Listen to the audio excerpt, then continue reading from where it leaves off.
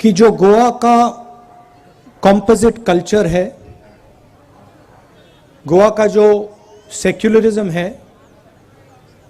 गोवा की जो हिस्ट्री है, अलग अलग हिस्ट्रीज हैं, इन सब की कांग्रेस पार्टी रक्षा करेगी। हमारी पार्टी हर धर्म की पार्टी है, हर जात की पार्टी है, हर भाषा की पार्टी है, सबकी पार्टी है। और हम गोवा में सब लोगों की रक्षा करेंगे। गोवा के सामने 2-3 बड़े चैलेंजेस हैं। सबसे बड़ा चैलेंज रोजगार का है, इकोनॉमिक चैलेंज है। गोवा में अनएम्प्लॉयमेंट और बीजेपी के मिसमैनेजमेंट से इकोनॉमिक डिजास्टर हुआ है। हम गोवा को एक बार फिर डेवलपमेंट के रास्ते पर, रोजगार के रास्ते पर लाने की पूरी कोशिश करेंगे। हमारी सरकार किसी एक व्यक्ति की सरकार नहीं होगी।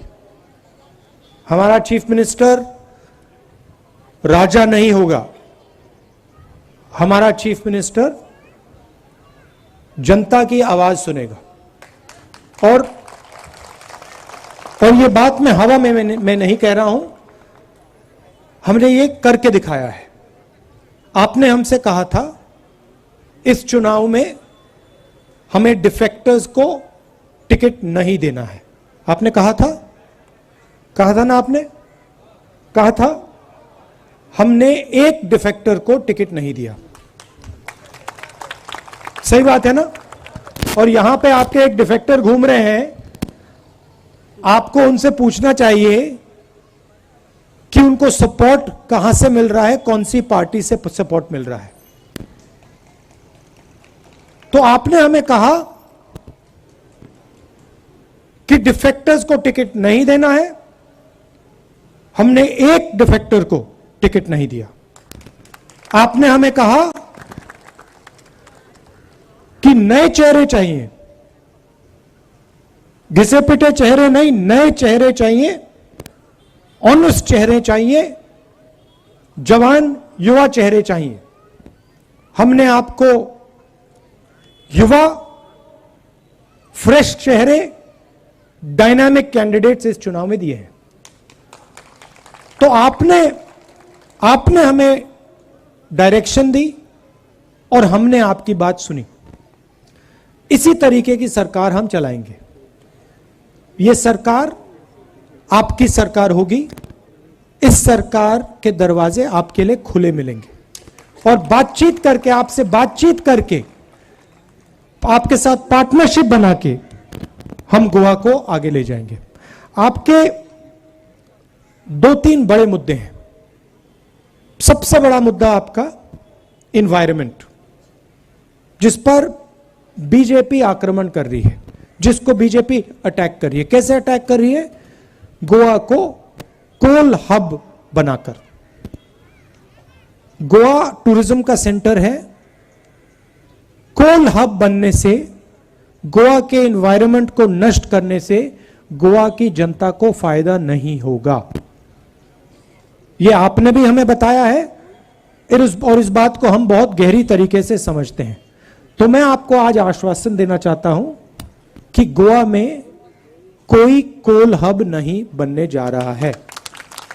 हम इस पॉलिसी को रद्द कर देंगे, खत्म कर देंगे।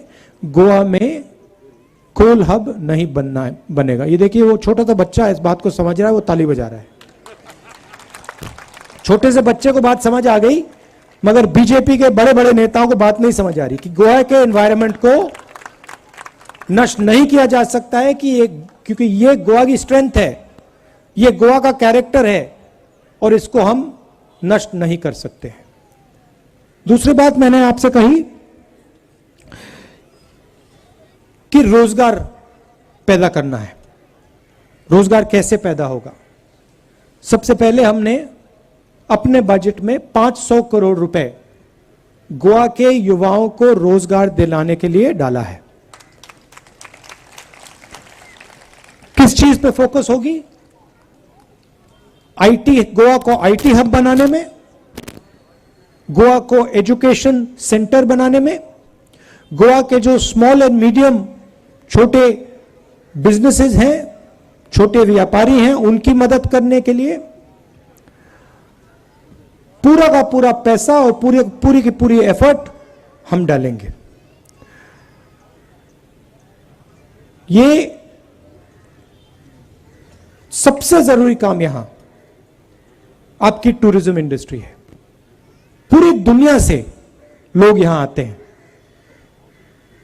अमेरिका से आते हैं, यूरोप से आते हैं, मिडिल ईस्ट से आते हैं, सब जगह से आते हैं। क्यों आते हैं? क्योंकि गोवा के कल्चर को देखने, गोवा की हॉस्पिटैलिटी के लिए, गोवा के एनवायरनमेंट के लिए। तो हम इन तीनों चीजों की रक्षा करेंगे और टूरिज्म सेक्टर पे हम फोकस करके जो आपका इंफ्रास्ट्रक्चर है, जो आपके होटल्स हैं, जो आपके शैक्स हैं, जो आपकी सड़कें हैं, इन पर हम फोकस करके टूरिज्म को एक बार फिर रिजुवनेट करके हजारों रोजगार पैदा करें।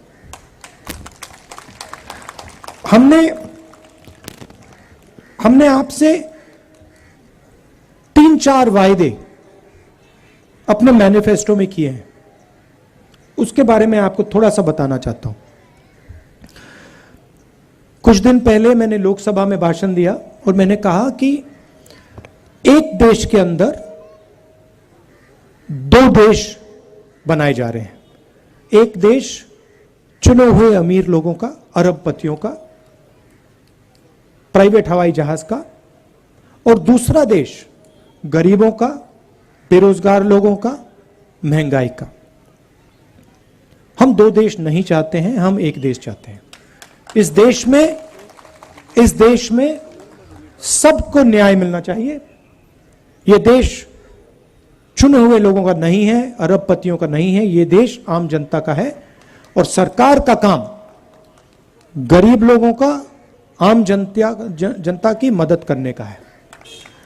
तो हमारा पहला वायदा न्याय योजना, गोवा के सबसे गरीब लोगों के लिए एक लाइफलाइन, एक प्रोटेक्शन। न्याय योजना क्या है? गोवा के गरीब लोगों को, गरीब परिवारों को हर महीने बैंक अकाउंट में 6,000 रुपए डायरेक्ट ट्रांसफर। इससे हजारों लोगों को, परिवारों को फायदा होगा और हमेशा के लिए गोवा से गरीबी मिटा दी जाएगी। और ये न्याय योजना 1 महीने के लिए नहीं, 2 महीने के लिए नहीं, ये जब तक चलेगी जब तक वो परिवार गरीबी से नहीं निकल जाएगा। दूसरा वायदा महिलाओं के लिए, मुझे दिख रहा है यहां पे बहुत सारी महिलाएं आई हैं। महिलाओं के लिए 30% रिजर्वेशन सरकारी जॉब में हमारी माताएं और बहनों के लिए गारंटी। महंगाई बढ़ती जा रही है, दुनिया इंटरनेशनल मार्केट पे तेल के दाम गिरे हैं। हमारे समय, यूपीए के समय $140 प्रति बैरल हुआ करता था, आज उससे दाम बहुत कम है। मगर हिंदुस्तान में पेट्रोल के दाम, डीजल के दाम बढ़ते ही जाते हैं। आपके जेब में से पैसा निकलता है और उन्हीं 20 अरबपतियों के जेब में जाता है। तो हमने गोवा में निर्णय लिया है कि पेट्रोल के दाम पर हम एक कैप लगाएंगे, 80 रुपए में आपको पेट्रोल मिलेगा। 500 करोड़ एजुकेशन के लिए मैंने आपको बता दिया, ये हम आपके लिए करने जा रहे हैं। मैनिफेस्टो में और भी बहुत वायदे हैं, मगर ये हमारे 4 मेन वायदे हैं। शुरुआत में मैंने आपसे सबसे जरूरी बात बोली कि हम आपका जो कल्चर है, अलग अलग यहां धर्म है, अलग अलग भाषाएं हैं, अलग अलग सोच के लोग हैं। हमारी सरकार सबकी होगी, किसी एक व्यक्ति की नहीं होगी, गोवा की जनता की आवाज होगी और उस सरकार के दरवाजे गोवा की हर आवाज को सुनकर अपना निर्णय लेंगे।